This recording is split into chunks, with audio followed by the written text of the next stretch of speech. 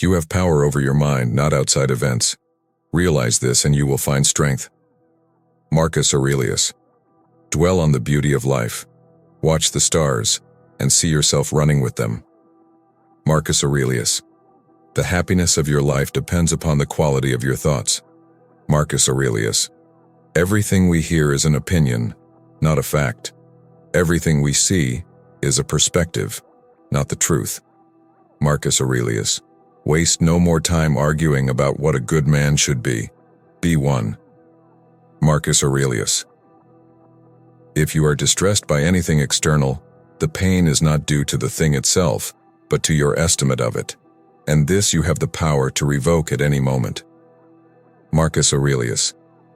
When you arise in the morning, think of what a privilege it is to be alive, to think, to enjoy, to love. Marcus Aurelius. The best revenge is to be unlike him who performed the injury. Marcus Aurelius. The soul becomes dyed with the color of its thoughts. Marcus Aurelius. It is not death that a man should fear, but he should fear never beginning to live. Marcus Aurelius. Accept the things to which fate binds you, and love the people with whom fate brings you together, but do so with all your heart. Marcus Aurelius. Never let the future disturb you. You will meet it, if you have to, with the same weapons of reason which today arm you against the present. Marcus Aurelius. Our life is what our thoughts make it. Marcus Aurelius. Whenever you are about to find fault with someone, ask yourself the following question. What fault of mine most nearly resembles the one I am about to criticize? Marcus Aurelius. If someone is able to show me that what I think or do is not right, I will happily change, for I seek the truth, by which no one was ever truly harmed. It is the person who continues in his self-deception and ignorance who is harmed. Marcus Aurelius. I have often wondered how it is that every man loves himself more than all the rest of men, but yet sets less value on his own opinion of himself than on the opinion of others. Marcus Aurelius. If it is not right, do not do it. If it is not true, do not say it. Marcus Aurelius. The object of life is not to be on the side of the majority, but to escape finding oneself in the ranks of the insane. Marcus Aurelius. Very little is needed to make a happy life. It is all within yourself, in your way of thinking. Marcus Aurelius. When you wake up in the morning, tell yourself, the people I deal with today will be meddling, ungrateful, arrogant, dishonest, jealous, and surly. They are like this because they can't tell good from evil. But I have seen the beauty of good and the ugliness of evil, and have recognized that the wrongdoer has a nature related to my own, not of the same blood and birth, but the same mind, and possessing a share of the divine, and so none of them can hurt me. No one can implicate me in ugliness, nor can I feel angry at my relative or hate him. We were born to work together like feet, hands, and eyes, like the two rows of teeth, upper and lower. To obstruct each other is unnatural. To feel anger at someone, to turn your back on him, these are unnatural. Marcus Aurelius. The best revenge is not to be like your enemy. Marcus Aurelius. Reject your sense of injury and the injury itself disappears. Marcus Aurelius. Live a good life. If there are gods and they are just, then they will not care how devout you have been, but will welcome you based on the virtues you have lived by. If there are gods, but unjust, then you should not want to worship them. If there are no gods, then you will be gone, but will have lived a noble life that will live on in the memories of your loved ones. Marcus Aurelius. When another blames you or hates you, or people voice similar criticisms, go to their souls, penetrate inside, and see what sort of people they are. You will realize that there is no need to be racked with anxiety, that they should hold any particular opinion about you. Marcus. How much more grievous are the consequences of anger than the causes of it? Marcus Aurelius as Aurelius. The first rule is to keep an untroubled spirit. The second is to look things in the face and know them for what they are. Marcus Aurelius. Do not act as if you were going to live 10,000 years. Death hangs over you. While you live, while it is in your power, be good. Marcus Aurelius. Think of yourself as dead. You have lived your life. Now take what's left and live it properly. What doesn't transmit light creates its own darkness. Marcus Aurelius. Here is a rule to remember in future. When anything tempts you to feel bitter, not, "This is misfortune," but, "To bear this worthily is good fortune." Marcus Aurelius. Marcus reminded himself to not be upset by the misdeeds of others and to correct them if possible. But if they were stubborn and would not change, to accept it. In reacting to such people, we must never allow our own principles to be violated. Moreover, we should never be surprised by the wicked deeds of others and avoid wishing that men are not as they are, prone to evil acts, because then we are wishing for the impossible. He believed that people do bad things out of ignorance of what is good and evil, and that we should forgive them for their errors even when they harm us. Marcus stresses that social animals such as humans are meant to live in harmony. He likened his relation to bad people to them being different body parts of the same person. Good and bad people are both part of the same universal nature, and they are meant to interact and cooperate. Marcus Aurelius, and indeed all the Stoics, believed that we were part of an interconnected organism, that you couldn't hurt one person without hurting them all. What injures the hive, injures the bee, he said. The best revenge, he said, is not to be like that. Meaning, when you hurt others, you hurt the group and you hurt yourself. It is against nature to despise evil people and try to avoid them. When we find ourselves judging others, we ought to consider our own faults first. Then we will find that we are less prone to blaming them. Rather than judge and be disturbed by others, which sets us up for disappointment and distress, we ought to focus on self-improvement. Marcus said, "It is a ridiculous thing for a man not to fly from his own badness, which is indeed possible, but to fly from other men's badness, which is impossible." Or as another translation would put it, it's silly to try to escape other people's faults. They are inescapable. Just try to escape your own. And today, in a hyper-connected, information-driven world compared to Marcus's time, we also know a lot about other people. We know about the comings and goings of celebrities and politicians. We get real-time updates on everything our friends do. We see what they say on social media and we get their texts and photos. There's no question that this has increased the amount of so-called drama in our lives.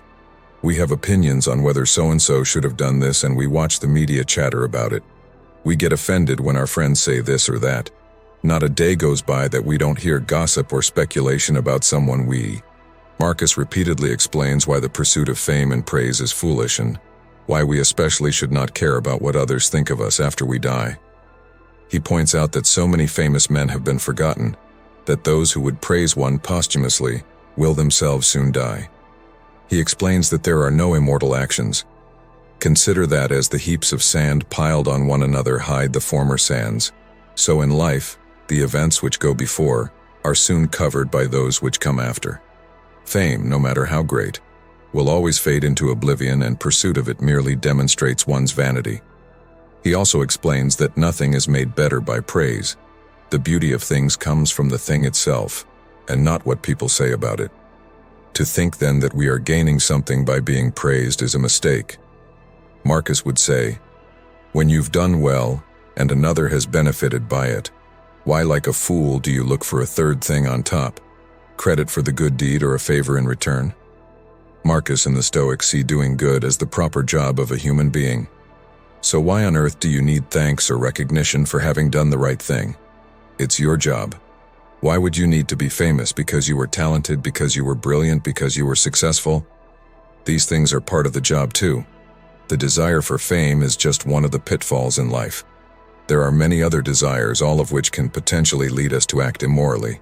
He cites a philosopher, Theophrastus, who claims that bad acts committed because of desires are more blameworthy than evils done out of anger.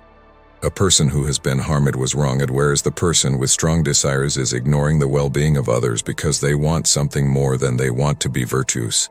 Desires can also lead to despair. Marcus addresses this when he talks about prayer, claiming that one should not ask the gods to satisfy a desire or prevent something feared, but ask them if they can remove the desire, and be okay with whatever life gives to them. Marcus Aurelius's strongest philosophy comes when he speaks on the eternally changing nature of the universe and the acceptance of death. He reminds us that all of us will die. However, we only ever lose the present moment because that is all we ever have. Nobody loses more by dying early. The longest and shortest life will end the same way and be finished for the same eternity. He also reminds us that we could die at any moment, and being superior to pain and pleasure allows us to fully accept the course of nature and focus on being virtuous. Our perceptions of events as troublesome are the real source of any unhappiness we experience, not the events themselves. Marcus believed that a person could immediately wipe any upsetting impressions from their mind and be at peace. He also recommended remembering the following whenever we experience anxiety.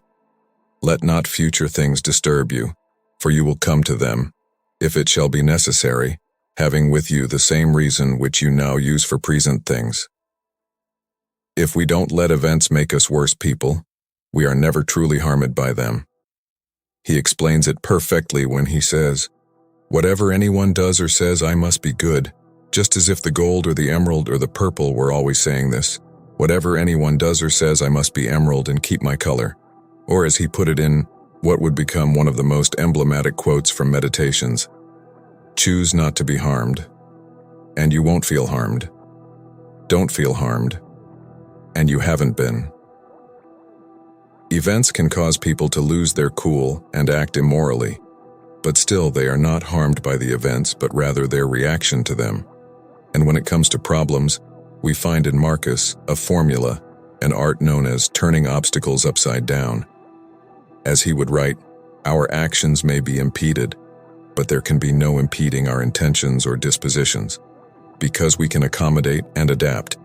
The mind adapts and converts to its own purposes the obstacle to our acting. And then he concluded with powerful words destined for maxim. The impediment to action advances action. What stands in the way becomes the way. To act with a reverse clause, so there is always a way out or another route to get to where you need to go, so that setbacks or problems are always expected and never permanent, making certain that what impedes us can empower us. Coming from this particular man, these were not idle words. In his own reign of some 19 years, he would experience nearly constant war, a horrific plague, possible infidelity, an attempt at the throne by one of his closest allies, repeated and arduous travel across the empire, from Asia Minor to Syria, Egypt, Greece, and Austria, a rapidly depleting treasury, an incompetent and greedy stepbrother as co-emperor, and on and on and on. Marcus knew that our ability to reason is what sets us apart from the animals and is an important power that we must use to the fullest. He believed, like all Stoics, that our reason could be used to understand the universal reason present in nature, which would lead to agreement with it even if events seemed harmful. Our rational minds have complete power over our opinions, and the mind only experiences suffering when it itself creates a desire for a specific outcome in life. Marcus, who had more control over his environment than most, was also the pen behind these lines. You have power over your mind, not outside events. Realize this, and you will find strength. Marcus teaches that our mind is a thing that controls itself completely and is separated from the world. It cannot be affected by events unless it makes itself be affected. Every appearance is the result of what the mind wills it to appear to be, and the mind makes itself exactly what it is. Since this is so, there is no reason we should not agree with nature, since nature has provided us with the means to rationally accept the course of events no matter where they take us. Choose how we perceive events, and we can always choose to be virtuous. If we practice, we can instantly erase any bad impressions from our mind. We are completely in control of our thoughts and actions. Remember the two quotes. You have power over your mind, not outside events. Realize this, and you will find strength. The impediment to action advances action. What stands in the way becomes the way. Can choose to be good even when we are surrounded by wrong. When another harms us, we can react with kindness, advising them of their errors if possible, but being okay with it if they ignore this advice. When another angers us, we must immediately consider their point of view. Remember that we have our own faults and respond with positivity and indifference to any supposed harm done to us. We shall soon be replaced, and we ought not waste our lives being distressed. We should focus on doing good for the others with the unknowable amount of time we have left to live. To make this a part of our lives, we must reflect regularly on the fact that we will die. This can result in some of the deepest understandings available to humans, therefore death should be confronted, no matter how unpleasant it may be to think about. We should reflect on all the people that have come before us. What is left of them now, and what will later be Lee? If it is not right, do not do it. If it is not true, do not say it. The mind adapts and converts to its own purposes the obstacle to our acting. The impediment to action advances action. What stands in the way becomes the way. Concentrate every minute like a Roman, like a man, on doing what's in front of you with precise and genuine seriousness, tenderly, willingly, with justice, and on freeing yourself from all other distractions. Yes, you can, if you do everything as if it were the last thing you were doing in your life. And stop being aimless. Stop letting your emotions override what your mind tells you. Stop being hypocritical, self-centered, irritable. You see how few things you have to do to live a satisfying and reverent life. If you can manage this, that's all even the gods can ask of you. We all love ourselves more than other people, but care more about their opinion than our own. Not to feel exasperated, or defeated, or despondent because your days aren't packed with wise and moral actions, but to get back up when you fail, to celebrate behaving like a human, however imperfectly, and fully embrace the pursuit that you've embarked on. How easy it is to repel and to wipe away every impression which is troublesome or unsuitable, and immediately to be in all tranquility. Just as Frederick the Great reportedly rode into battle with the works of the Stoics in his saddlebags, so too did Marine and NATO Commander General James Mad Dog Mattis, who carried meditations with him on deployments in the Persian Gulf, Afghanistan, and Iraq. Bill Clinton reportedly reads it once a year, and one can imagine him handing a copy to Hillary after her heart-wrenching loss in the U.S. presidential election. Lanterns on the Levee author William Alexander Percy observed in his autobiography that there is left to each of us, no matter how far defeat pierces, the unassailable wintry kingdom of Marcus Aurelius. It is not outside, but within, and when all is lost, it stands fast. Philosophers are kings, and the princes of this world have the spirit and power of philosophy, and political greatness and wisdom meet in one. Cities will never cease from ill, no, nor the human race, as I believe, and then only will our state have a possibility of life and see the light of day. The truth is that the state in which the rulers are most reluctant to govern is best and most quietly governed, and the state in which they are most willing is the worst. Thus writes Plato in his Republic, laying down the conditions which even to him appear impossible, under which a state may be wisely governed. The ruler must be a philosopher as well as a king, and he must govern unwillingly, because he loves philosophy better than dominion. Once in the history of the world these conditions were fulfilled. In Marcus Aurelius we find the philosopher king, the ruler who preferred the solitude of the student to the splendor of the palace, the soldier who loved the arts of peace better than the glory of war. It is with no small interest that we turn to the records of history to see what was the outward life led by this king, but even more willingly do we open the precious record of his own thoughts, which reveal to us the inner life of the philosopher. Marcus Aurelius, Antoninus, was the adopted son of the emperor Antoninus Pius, who died in 161 AD. He had been brought up with the utmost care by his adoptive father and received the best instruction in poetry and rhetoric, at that time the staples of a liberal education. But his favorite study was philosophy, and when only 11 years old, he assumed the philosopher's simple dress, adopted their mode of life. And finding that his inclination was chiefly towards Stoicism, he attached himself to this, the strictest of the philosophic schools, a discipline of joquatic severity that bade its followers disregard all bodily comfort, all that is commonly called pleasure, and care for naught but virtue, was indeed a strange training, or one destined for the imperial purple and it hardly appeared to be a fitting preparation for the cares of what was then the one great empire of the world. True, the Stoics loved to call themselves citizens of the world, and to inculcate that cosmopolitanism that is broader and nobler than mere patriotism. But while they maintained in theory that the wise man should take part in politics in practice, there was always something in the existing state of things which made his doing so unadvisable.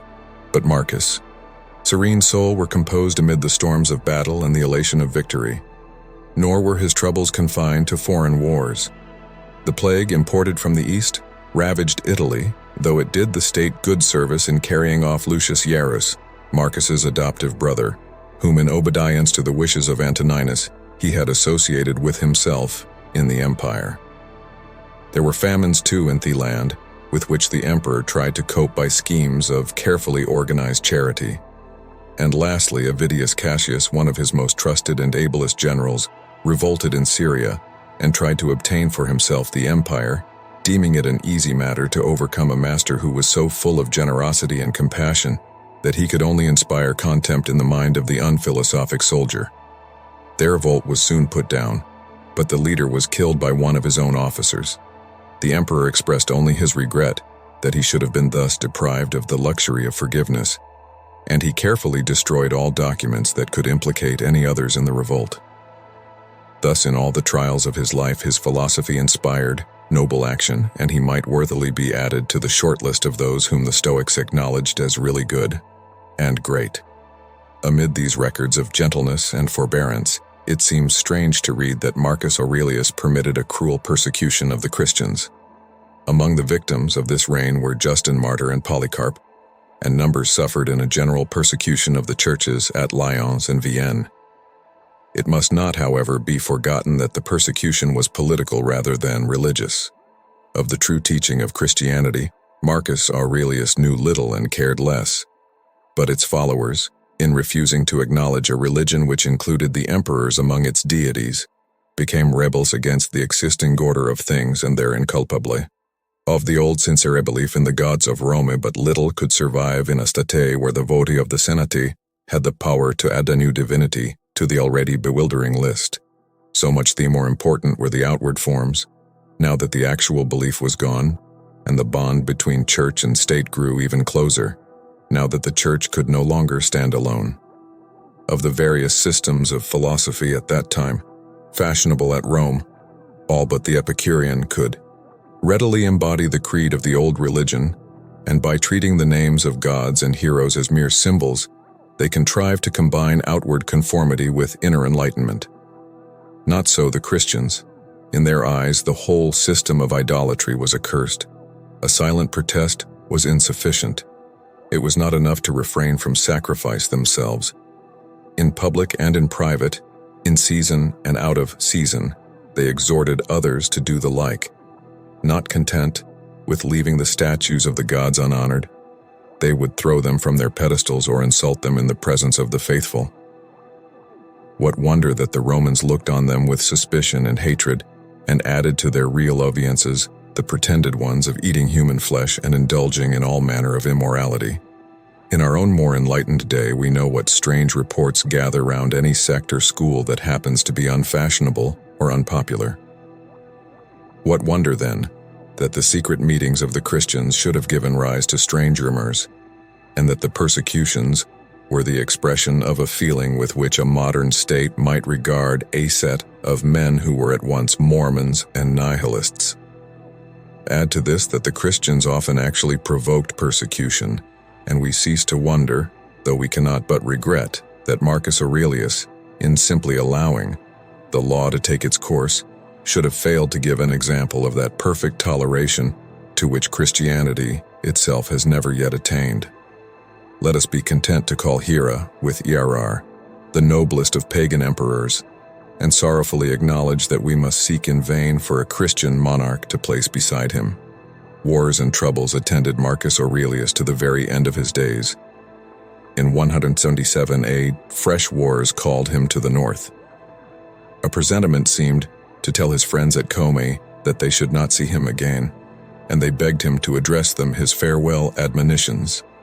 There is nothing more striking in the whole of Aurelius' career than this picture of the great general discoursing for 3 days before his departure for the wars and the deep questions of philosophy. This was indeed the last time he was seen at Como, worn out by anxiety and fatigue. After once more winning victory for the Roman arms, he died in Pannonia on March 17, 180 AD, mourned with a note of such true sorrow as never before Origen was raised at the death of an emperor. It is time to inquire into the nature of that philosophy, which was capable of exercising an influence so distinct, universe on which they might base their own. Metaphysical speculation had ceased to charm. It was practical ethics, a rule of life and conduct, that philosophy now desired to supply. And though these later schools based ethics on natural science, they were content to go back to the investigators of old for a system, instead of devoting themselves on their own account to scientific research.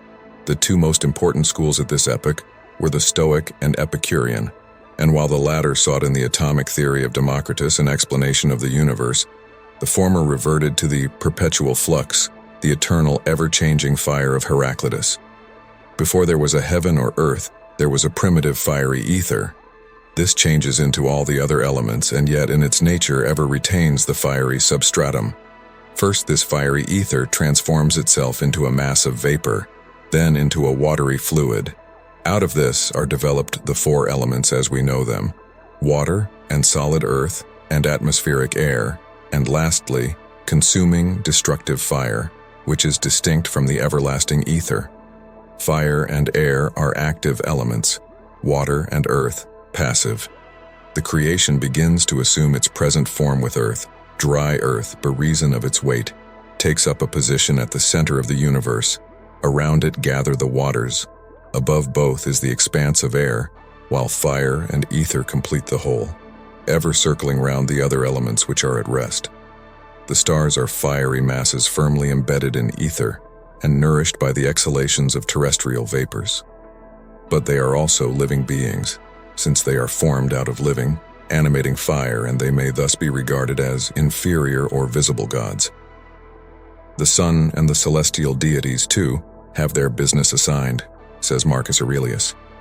The world is faultless, say the Stoics, and must therefore have been produced by an intelligent artificer. Hence the highest reason is immanent in the world, and must be regarded as self-conscious and personal. For has it not created man, who is self-conscious and personal, and can the created be greater than the Creator? And yet, paradoxical as it may seem, the Stoic God is not a person, but is the fiery ether that pervades all things. This fiery substratum of all matter is its soul. The soul of the universe, which holds together all things in one fixed law, is God himself. In one aspect, the deity is but a fiery air current. In another, he is Zeus, the intelligent, almost personal Lord of the universe. Both these aspects may be found in Marcus Aurelius, but in him the simpler ethical teaching, the gentle exhortation to a virtuous life, predominate over subtle speculation on the origin of things, and bespeaks of God in language that suggests vividly to us the omnipotent, omniscient deity of monotheism. The Stoics traced back all things to formless matter and the informing, animating ether. Matter was in its nature eternal, since the underlying fire was imperishable, but all things were being gradually consumed, and at the end of a fixed period, there would be a general conflagration, when all things should be reabsorbed into the deity. Then once more they would be developed afresh, and another cycle begin. De Eufku, to marry another Xanthippe, and meet with the same rough treatment at her hands, and finally to be accused by Anytus and Melitus, and once more utter his glorious defense, and drain the cup of hemlock among his sorrowing disciples. Some such scheme of the universe was certainly accepted by all the Stoics, but the latter teachers, at any rate, attached little importance to it, except in as far as it demonstrated man's intimate connection with the deity and his fellow men. They believed that the soul was material and extended in space. It is the fiery current that is diffused through the body and holds it together. They regarded it as the guiding or dominant principle, the indestructible divine spark. It is this, the reasoning element, which establishes the relationship between God, the universal,